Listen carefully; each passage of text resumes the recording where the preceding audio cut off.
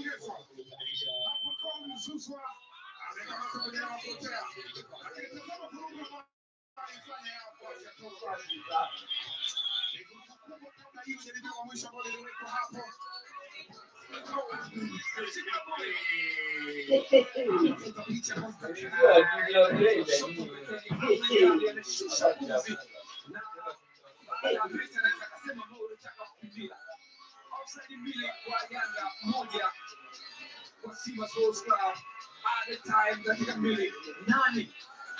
Anaweza kufanya chochote kwa muda uliobaki.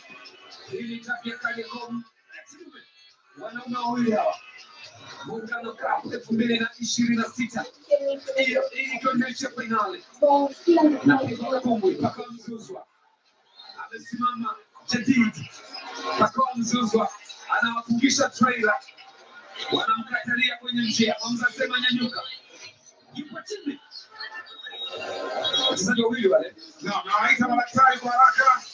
Yes, wachezaji wawili ambao waliishi pamoja Sobe kwenye kikosi cha Afrika. Ni Moses kwa msimu mmoja tu. Pako Mzuzwa alikutana na Ismail Olivier tu msimu mmoja tu.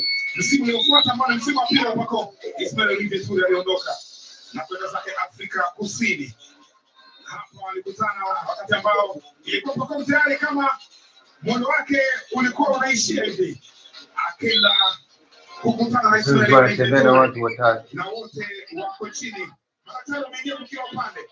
Wanakwenda kuangalia namna gani ambavyo anaweza kurudisha kwenye mazingira mazuri. Shikiji hapa captain wa zamani wa Stade Malien anapewa majukumu hapa na Pedro Gonçalves kocha wake.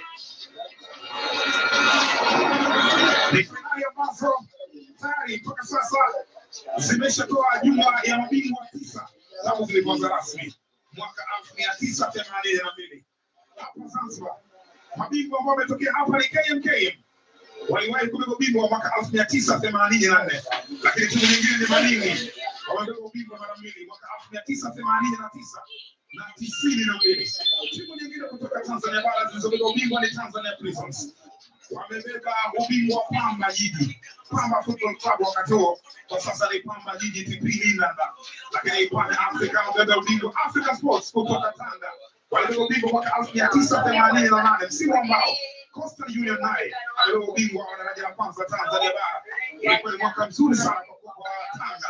Maji ya Songea ya Ruvuma imebeba ubingwa mara 3. Simba wamebeba ubingwa mara 6 na Young Africans ambao pia ni mabingwa watetezi wamebeba ubingwa mara 7. Kama Yanga atatetea taji lake hapa, basi manake wataka jepo la makombe mawili dhidi ya Simba. Endapo Simba atafanikiwa kubeba ubingwa hapa, itakuwa hakika wamefikia rekodi ya Young Africans. Na makombe haya ambayo unataja Mzinga yamekuwa na mfumo tofauti. Ilikuwa ligi ya Muungano home and away. Unacheza mechi mbili nyumbani na ugenini. Lakini aliporudi sasa hivi yamekuwa ni mashindano ambayo yanachezwa kwa knockout. Iliwahi pia kupita huko miaka ya nyuma. Nakumbuka timu za Tanzania bara na visiwani zimeanza kukutana miaka mingi 1972 katika bingwa la taifa. Walikuwa wanakutana kwenye kituo kimoja, wanacheza napatikana bingwa wa taifa. Na nakumbuka haya ni mashindano makubwa kweli kweli ambayo yamekuwa na